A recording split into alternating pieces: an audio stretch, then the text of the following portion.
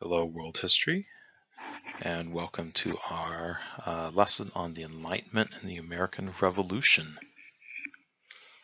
Um, so the Enlightenment and the American Revolution, and actually a larger sequence of revolutions that we call the Atlantic Revolutions, take place in the context of what we call the Enlightenment, a philosophical movement in Europe that sets the foundation for some of the ideas that are carried out or attempted to be carried out in the various revolutions that take place around the Atlantic Ocean from about 1750 to about 1850. These include the American Revolution, the French Revolution, the Haitian Revolution, um, various revolutions in Central and South America. Um, a revolution, although it usually doesn't go by the name revolution, but certainly an uprising in Europe right around 1848. And these are some of the core philosophical, so social, economic revolutions that take place in the world, at least in the European world at this time. And we're going to be taking a look at those today. So we start with the Enlightenment. We have a guiding question, right? So you should be able to answer this question at the end of this lesson. How did Enlightenment thinkers inspire revolutionaries to push for radical change in government and society? So as we go through this, as we talk about the Enlightenment, think about the connection between the Enlightenment thinkers, which is the first thing that we're going to be talking about, and how their ideas influence revolutionaries, both in the American Revolution, the French Revolution, the Haitian Revolution, and the other revolutions that we will be looking at.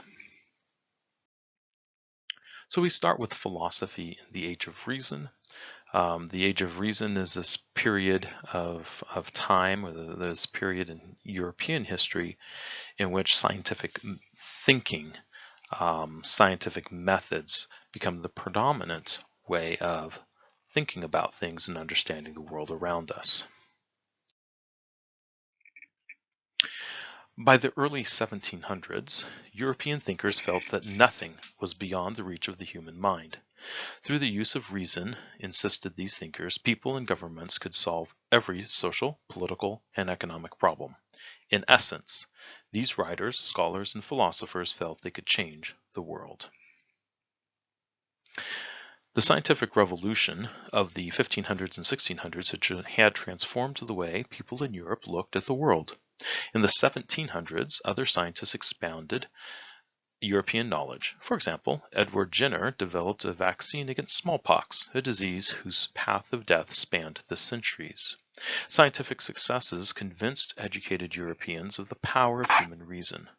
Natural law, or rules discoverable by reason, govern scientific forces such as gravity and magnetism.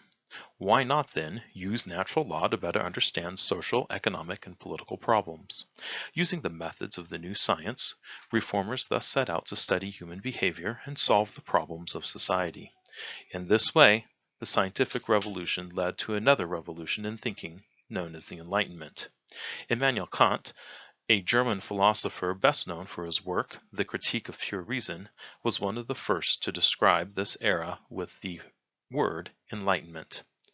Despite Kant's skepticism about the power of reason, he was enthusiastic about the Enlightenment and believed, like many European philosophers, that natural law could help explain aspects of humanity. Thomas Hobbes and John Locke, two 17th century English thinkers, set forth ideas that were to become key to the Enlightenment.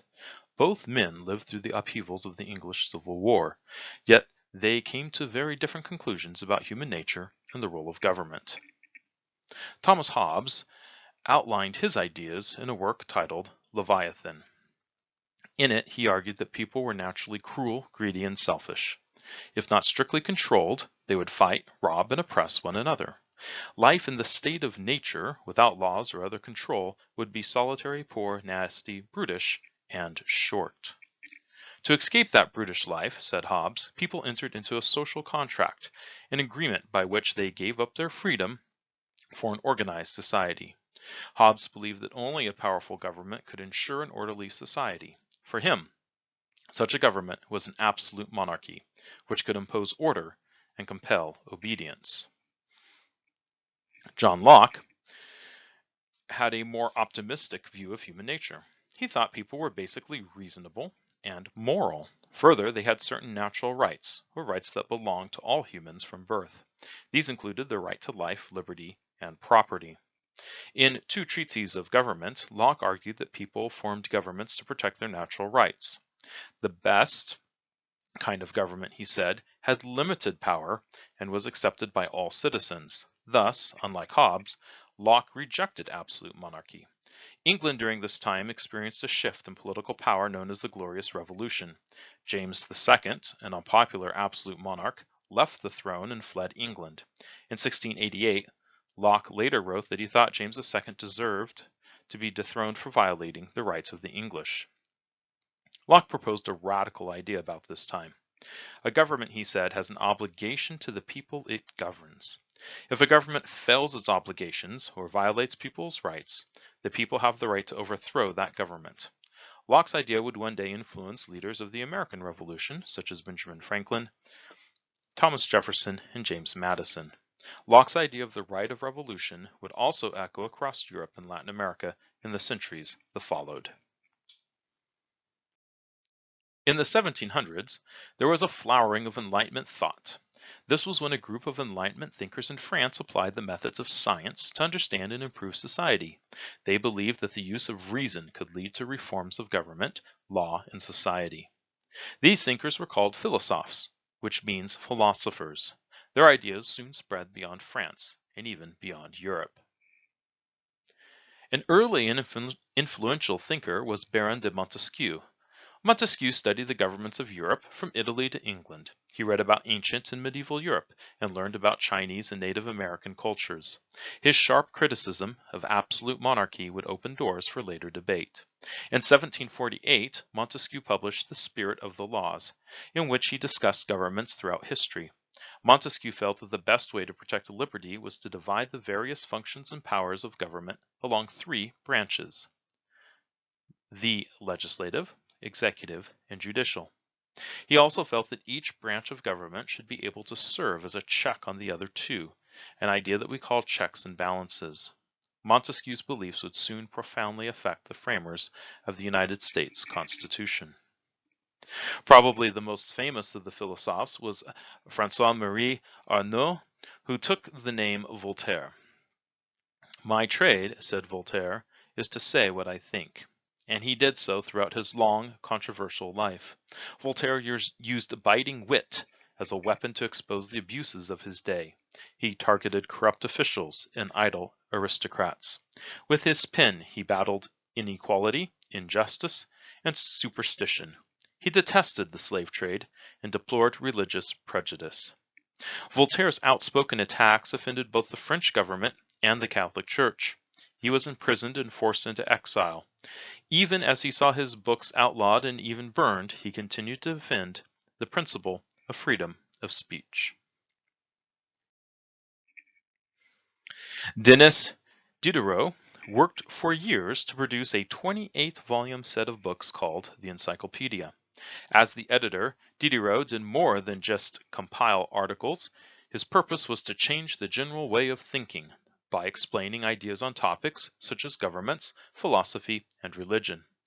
Diderot's encyclopedia included articles by leading thinkers of the day, including Montesquieu and Voltaire. In these articles, the philosophes denounced slavery, praised freedom of expression, and urged education for all. They attacked divine right theory and traditional religions. Critics raised an outcry. The French government argued that the encyclopedia was an attack on public morals, and the Pope threatened to excommunicate Roman Catholics who bought or read the volumes. Despite these and other efforts to ban the encyclopedia, more than 4,000 copies were printed between 1751 and 1789. When translated into other languages, the encyclopedia helped spread Enlightenment ideas throughout Europe and across the Atlantic Ocean to the Americas. Jean-Jacques Rousseau believed that people in their natural state were basically good.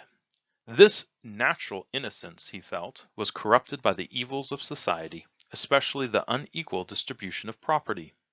Many reformers and revolutionaries later adopted this view.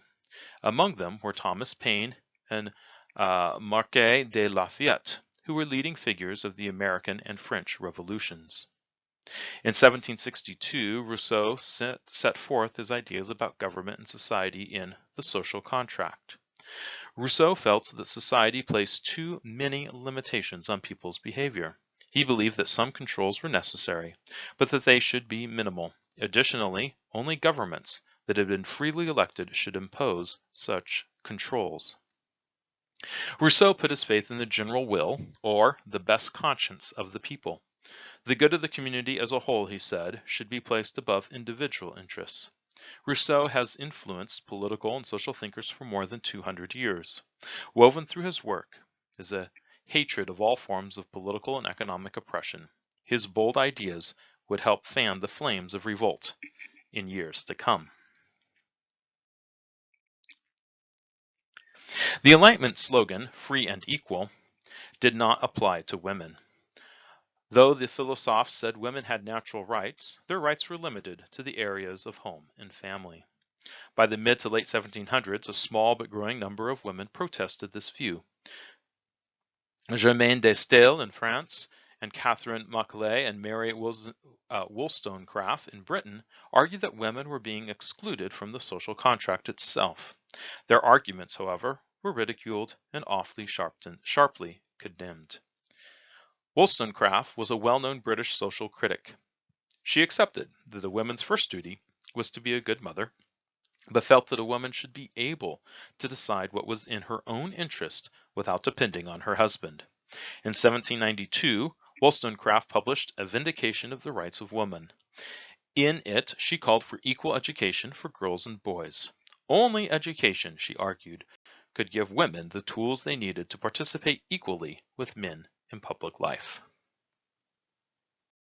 French thinkers known as physiocrats focused on economic reforms. Like the philosophers, physiocrats based their thinking on natural laws. The physiocrats claimed that their rational economic system was based on the natural laws of economics. Physiocrats rejected mercantilism, which required government regulation of the economy to achieve a favorable balance of trade. Instead, they urged a policy of laissez-faire, allowing businesses to operate with little or no government interference. Physiocrats also supported the free trade and opposed tariffs. Scottish economist Adam Smith greatly admired the physiocrats. In his influential work, The Wealth of Nations, he argued that the free market should be allowed to regulate business activity. Smith tried to show how manufacturing, trade, wages, profits, and economic growth were all linked to the market forces of supply and demand. Wherever there was a demand for goods or services, he said, suppliers would seek to meet that demand in order to gain profit. Smith was a strong supporter of laissez-faire. However, he felt that government had a duty to protect society, administer justice, and provide public works. Adam Smith's ideas would help to shape productive economies in the 1800s and 1900s. Paris, France, the heart of the Enlightenment, drew many intellectuals and others eager to debate new ideas. Reforms proposed one evening became the talk of the town the next day. Enlightenment ideas flowed from France, across Europe, and beyond. Everywhere, thinkers examined traditional beliefs and customs in the light of reason and found them flawed. Even some absolute monarchs experimented with Enlightenment ideas, although they drew back when changes threatened the established way of doing things.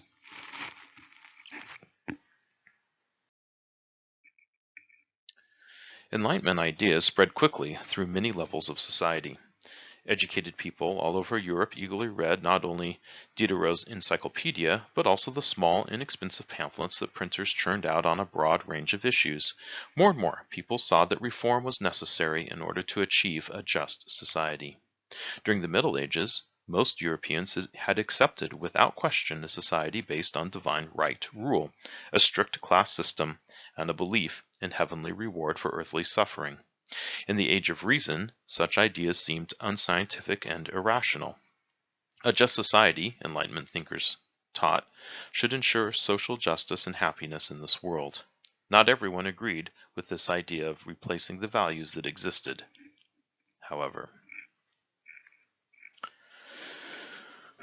Most, but not all, government and church authorities felt they had a sacred duty to defend the old order.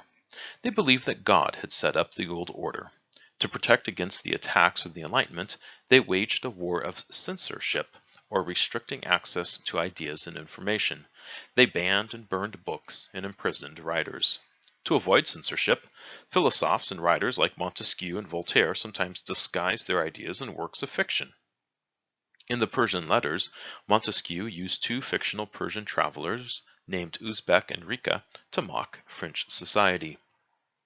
The hero of Voltaire's satirical novel Candide, published in 1759, travels across Europe and even to the Americas and the Middle East in search of the best of all possible worlds. Voltaire slyly uses the tale to expose the corruption and hypocrisy of European society. New literature, the arts, science, and philosophy were regular topics of discussion in salons, or informal social gatherings at which writers, artists, philosophers, and others exchanged ideas. The salon originated in the 1600s, when a group of noblewomen in Paris began inviting a few friends to their homes for poetry readings.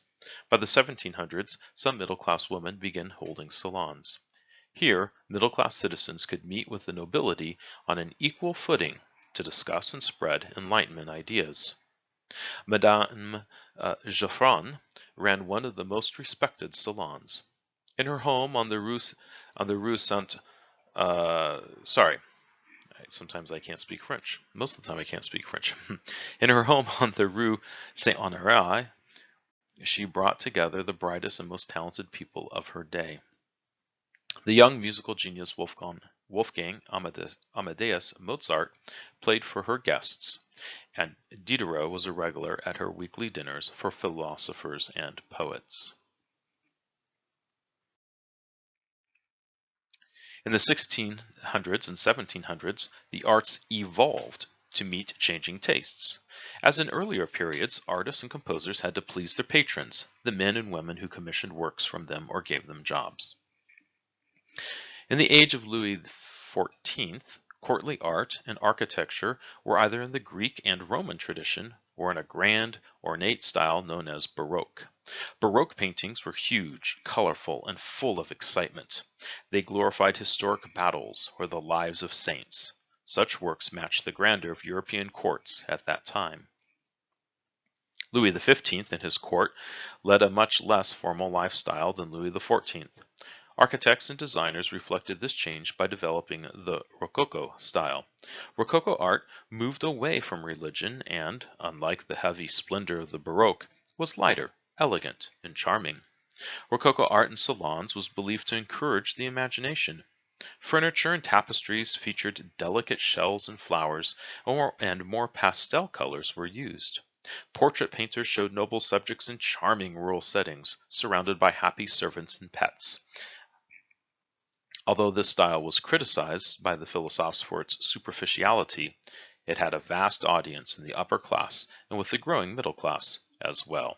And here we can see an example of kind of the lightness, the charm, the animals, the simple rural aspects that this group started to look towards in their art. Here in our painting, The Shepherdess by Jean-Honoré Fragonard. The new Enlightenment ideals led composers and musicians to develop new forms of music. There was a transition in music, as well as art, from the Baroque style to Rococo. An elegant style of music known as classical followed. Ballets and opera, plays set to music, were performed at royal courts, and opera houses sprang up from Italy to England. Before this era, only the social elite could afford to commission musicians to play for them. In the early to mid-1700s, however, the growing middle class could afford to pay for concerts to be performed publicly. Among the towering musical figures of the era was Johann Sebastian Bach. A devout German Lutheran, Bach wrote beautiful religious works for organ and choirs. He also wrote sonatas for violin and harpsichord. Another German-born composer, George Frederick Handel, spent much of his life in England. There he wrote water music and other pieces for King George I, as well as more than 300 operas. His most celebrated work, The Messiah, combines instruments and voices and is often performed at Christmas and Easter. Composer Franz Joseph Haydn was one of the most important figures in the development of classical music. He helped develop forms for the string quartet and the symphony. Haydn had a close friendship with another famous composer, Wolfgang Amadeus Mozart. Mozart was a child prodigy who gained instant celebrity status as a composer and performer. His brilliant operas, graceful symphonies, and moving religious music helped define the new style of composition. Although he died in poverty at age 35, he produced an enormous amount of music during his lifetime. Mozart's musical legacy thrives today. By the 1700s, literature developed new forms and a wider audience. Middle-class readers, for example, liked stories about their own times told in straightforward prose. One result was an outpouring of novels, or long works of prose fiction. English novelists wrote many popular stories. Daniel Defoe wrote Robinson Crusoe, an exciting tale about a sailor shipwrecked on a tropical island. This novel is still well known today. In a novel called Pamela, Samuel Richardson used a series of letters to tell a story about a servant girl. This technique was adopted by other authors of the period. The courts of Europe became enlivened as philosophers tried to persuade rulers to adopt their ideas. The philosophers hoped to convince the ruling classes that reform was necessary. Some monarchs did accept Enlightenment ideas. Others still practice absolutism, a political doctrine in which a monarch had seemingly unlimited power. Those that did accept these new ideas became enlightened despots, or absolute rulers who used their power to bring about political and social change. Frederick II, known as Frederick the Great, exerted extremely tight control over his subjects during his reign as King of Prussia from 1740 to 1786. Still, he saw himself as the first servant of the state, with the duty to work for the common good. Frederick openly praised Voltaire's work and invited several of the French intellectuals of the age to Prussia. Some of his first acts as king were to reduce the use of torture and allow for a free press. Most of Frederick's reforms were directed at making the Prussian government more efficient. To do this, he reorganized the government's civil service and simplified laws. Frederick also tolerated religious differences, welcoming victims of religious persecution. "In my kingdom," he said, "everyone can go to heaven in his own fashion." His religious tolerance and also his disdain for torture showed Frederick's genuine belief in enlightened reform. In the end, however, Frederick desired a stronger monarchy and more power for himself. Catherine II, or Catherine the Great, Empress of Russia, read the works of the philosophers and exchanged letters with Voltaire and Diderot. She praised Voltaire as someone who had fought the united enemies of humankind: superstition, fanaticism, ignorance, trickery. Catherine believed in the Enlightenment ideas of equality and liberty. Catherine, who became empress in 1762, toyed with implementing Enlightenment ideas. Early in her reign, she made some limited reforms in law and government. Catherine abolished torture and established religious tolerance in her lands. She granted nobles a charter of rights and criticized the institution of serfdom. Still, like Frederick in Prussia, Catherine did not intend to give up power. In the end, her main political contribution to Russia proved to be an expanded empire. In Austria, Habsburg Empress Maria Theresa ruled as an absolute monarch. Although she did not push for reforms, she is considered to be an enlightened despot by some historians because she worked to improve peasants' way of life. The most radical of the enlightened despots was her son and successor, Joseph II. Joseph was an eager student of the Enlightenment, and he traveled in disguise among his subjects to learn of their problems. Joseph continued the work of Maria Theresa, who had begun to modernize Austria's government. Despite opposition, Joseph supported religious equality for Protestants and Jews in his Catholic empire. He ended censorship by allowing a free press and attempted to bring the Catholic Church under royal control. He sold the property of many monasteries that were not involved in education or care of the sick, and used the proceeds to support those that were. Joseph even abolished serfdom. Like many of his other reforms, however, this measure was cancelled after his death. Most Europeans were untouched by either courtly or middle-class culture. They remained what they had always been, peasants living in small rural villages. Echoes of serfdom still remain throughout Europe despite advances in Western Europe. Their culture, based on centuries-old traditions, changed slowly. By the late 1700s, however, radical ideas about equality and social justice finally seeped into peasant villages. While some peasants eagerly sought to topple the old order, others resisted efforts to bring about change. In the 1800s, war and political upheaval, as well as changing economic conditions, would transform peasant life in Europe.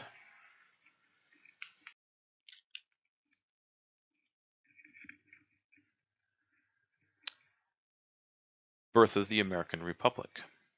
On the eve of the American Revolution, Britain was a formidable foe whose power stretched throughout the world. In addition, an ambitious new ruler sought to expand the powers of the monarchy. There are several key reasons for Britain's rise to global prominence during this period. Location placed England in a position to control trade. In the 1500s and 1600s, English merchants sent ships across the world's oceans and planted outposts in the West Indies, North America, and India. From these tiny settlements, England would build a global empire. England offered a climate favorable to business and commerce and put fewer restrictions on trade than some of its neighbors. Third, in the 1700s, Britain was generally on the winning side of European conflicts. With the Treaty of Utrecht, France gave Nova Scotia and Newfoundland to Britain. In 1763, the end of the French and Indian War and the Seven Years' War brought Britain all of French Canada. The British also monopolized the slave trade to Spanish America, which brought enormous wealth to British merchants. Lastly, England's territory expanded closer to home as well. In 1707, England and Wales were united with Scotland to become the United Kingdom of Great Britain. Free trade with Scotland created a larger market for farmers and manufacturers. Ireland had come under English control during the 1600s. It was formally united with Great Britain in 1801. Here we see a map of the British Empire in 1763, and we can see, right, that they are both spread out, and we can see there on the British Isles that they have consolidated the islands there where England is located. They've taken control of Ireland, Scotland, and Wales, right? They have some control there in India, near Calcutta and Bengal. They control, for a brief period of time, the Philippine Islands, right? Having taken it from Spain, they actually give it back to Spain a little bit later. And then they have various colonies in the Americas. The largest territory being, of course, the North American colonies, but not nearly as many people in those as in some other places. In 1760, George III began a 60-year reign. Unlike his father and grandfather, the new king was born in England. His father and grandfather had been born in what is now Germany. He spoke English and loved Britain, but George was eager to recover the powers the crown had lost. Following his mother's advice, "George, be a king," he set out to reassert royal power. He wanted to end Whig domination, which was a political party in Parliament, choose his own ministers, dissolve the cabinet system, and make Parliament follow his will. Parliament had been dictating to the monarchy in the past. Gradually, George found seats in Parliament for the king's friends. Then, with their help, he began to assert his leadership. Many of his policies, however, would prove disastrous. By 1750, a string of 13 prosperous colonies stretched along the eastern coast of North America. They were part of Britain's growing empire. Colonial cities such as Boston, New York, and Philadelphia were busy commercial centers that linked North America to the West Indies, Africa, and Europe. Colonial shipyards produced many vessels for this trade.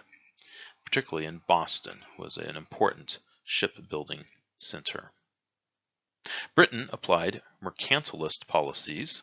Remember, mercantilism I described in class as we must think of Smaug from The Hobbit, right? A dragon sitting on and hoarding gold, right? Remember that? Right, so Britain applied mercantilist policies to its colonies in an attempt to strengthen its own economy by exporting more than it imported. To this end, in the 1600s, Parliament had passed the Navigation Acts to regulate colonial trade and manufacturing. For the most part, however, these acts were not rigorously enforced. Therefore, activities like smuggling were common and not considered crimes by the colonists. By the mid-1700s, the colonies were home to diverse religious and ethnic groups. Social distinctions were more blurred than in Europe, although wealthy landowners and merchants dominated government and society. In politics, as in much else, there was a good deal of free discussion. Colonists felt entitled to the rights of English citizens, and their colonial assemblies exercised much control over local affairs. Many also had an increasing sense of their own destiny separate from Britain. The 7 Years' War and the French and Indian War in North America, which are the same war, had drained the British treasury. King George III and his advisors thought that the colonists should help pay for these wars. To increase taxes paid by colonists, Parliament passed the Sugar Act in 1764, which imposed import taxes, and the Stamp Act in 1765, which imposed taxes on items such as newspapers and pamphlets. No taxation without representation, the colonists protested. They believed that because they had no representatives in Parliament, they should not be taxed. Parliament repealed the Stamp Act in 1766 and then passed a declaratory act that said it had complete authority over the colonists. And here we see a teapot from the period right after the repeal of the Stamp Act in 1766. On this side, it says no Stamp Act. This was a collector's item, you might say, right? So to celebrate the repeal of the Stamp Act, you might go out and buy this in support of American colonies. On the other side, it says Freedom for America. So there's an example of this protest and discontent over these various taxes. A series of violent clashes intensified the colonials' anger. In March 1770, British soldiers in Boston opened fire on a crowd that was pelting them with stones and snowballs. Colonists called the death of 5 protesters the Boston Massacre. Then in December 1773, a handful of colonists hurled a cargo of recently arrived British tea into the harbor to protest a tax on tea. This incident became known as the Boston Tea Party. When Parliament passed harsh laws to punish Massachusetts for the destruction of the tea, other colonies rallied to oppose the British response. As tensions increased, fighting spread. Finally, representatives from each colony gathered in Philadelphia and met in a Continental Congress to decide what action to take. Among the participants were the radical yet fair-minded Massachusetts lawyer John Adams, who had defended the British soldiers involved in the Boston Massacre in their trial, Virginia planter and soldier George Washington, and political and social leaders from all 13 colonies. In April 1775, the ongoing tension between the colonists and the British exploded into war in Lexington and Concord, Massachusetts. This war is known as the Revolutionary War or the American Revolution. The Congress met soon after and set up a Continental Army with George Washington in command. Although many battles ended in British victories, the colonists were determined to fight at any cost.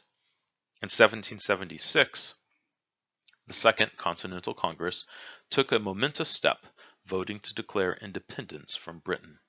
Thomas Jefferson of Virginia was the principal author of the Declaration of Independence, a document that reflects John Locke's ideas of the government's obligation to protect the people's natural rights to life, liberty, and property.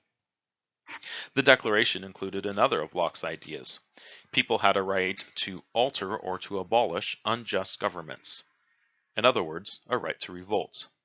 The principle of popular sovereignty, which states that all government power comes from the people, is also an important point in the Declaration. Jefferson carefully detailed the colonists' grievances against Britain. Because the king had trampled colonists' natural rights, he argued, the colonists had the right to rebel and set up a new government that would protect them.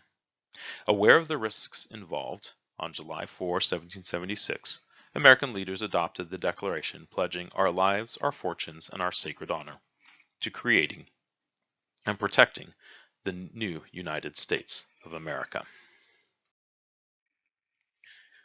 At first, the American cause looked bleak.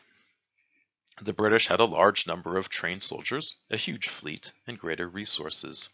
About one-third of the American colonists were loyalists, or those who supported Britain. Many others refused to fight for either side. The Americans lacked military resources, had little money to pay soldiers, and did not have a strategic plan. Still, colonists had some advantages. One was the geography of the diverse continent. Since colonists were fighting on their own soil, they were familiar with its thick woods and inadequate roads. Other advantages were their strong leader, George Washington, and their fierce determination to fight for their ideals of liberty. To counteract these advantages, the British worked to create alliances within the colonies. A number of Native American groups sided with the British, while others saw potential advantages in supporting the colonist cause. Additionally, the British offered freedom to any enslaved people who were willing to fight the colonists. The first turning point in the war came in 1777, when the Americans triumphed over the British at the Battle of Saratoga. This victory persuaded France to join the Americans against its old rival, Britain. The alliance brought the Americans desperately needed supplies, trained soldiers, and French warships. Spurred by the French example, the Netherlands and Spain added their support. Hard times continued, however. In the brutal winter of 1777-1778, Continental troops at Valley Forge suffered from cold, hunger, and disease. Throughout this crisis and others, Washington was patient, courageous, and determined. He held the ragged army together. In 1781, the French fleet blockaded the Chesapeake Bay, which enabled Washington to force the surrender of a British army at Yorktown, Virginia. With that defeat, the British war effort crumbled. 2 years later, American, British, and French diplomats signed the Treaty of Paris, ending the war. In that treaty, Britain recognized the independence of the United States of America. The Americans' victory can be attributed to the resilient dedication to obtaining independence. The Articles of Confederation was the nation's first constitution. It proved to be too weak to rule the new United States effectively. To address this problem, the nation's leaders gathered once more in Philadelphia. Among them were George Washington, James Madison, and Benjamin Franklin. During the hot summer of 1787, they met in secret to redraft the Articles of the new Constitution. The result was a document that established a government run by the people for the people. The framers of the Constitution had studied history and absorbed the ideas of Locke, Montesquieu, and Rousseau. They saw government in terms of a social contract into which we, the people of the United States, entered.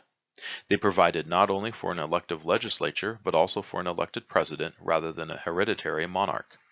For the first president, voters would choose George Washington.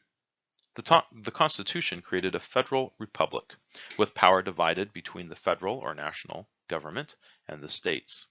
A central feature of the new federal government was the separation of powers along the legislative, executive, and judicial branches, an idea borrowed directly from Montesquieu. Within that structure, each branch of government was provided with checks and balances on the other branches. The Bill of Rights, the first 10 amendments to the Constitution, was important to the passage of the Constitution. It recognized the idea that people had basic rights that the government must protect. such as freedom of religion, speech, and the press. The Bill of Rights, like the Constitution, put the Philosophes' Enlightenment ideas into practice. In 1789, the Constitution became the supreme law of the land, which means it became the nation's fundamental law. This remarkable document has endured for more than 200 years. The Constitution of the United States created the most progressive government of its day. From the start, the new republic was a symbol of freedom to European countries and reformers in Latin America. Its constitution would be copied or adopted by many lands throughout the world. The Enlightenment ideals that had inspired American colonists brought changes in Europe too. In 1789, a revolution in France toppled the monarchy in the name of liberty and equality. Before long, other Europeans would take up the cry for freedom as well. And that is the end of our lesson.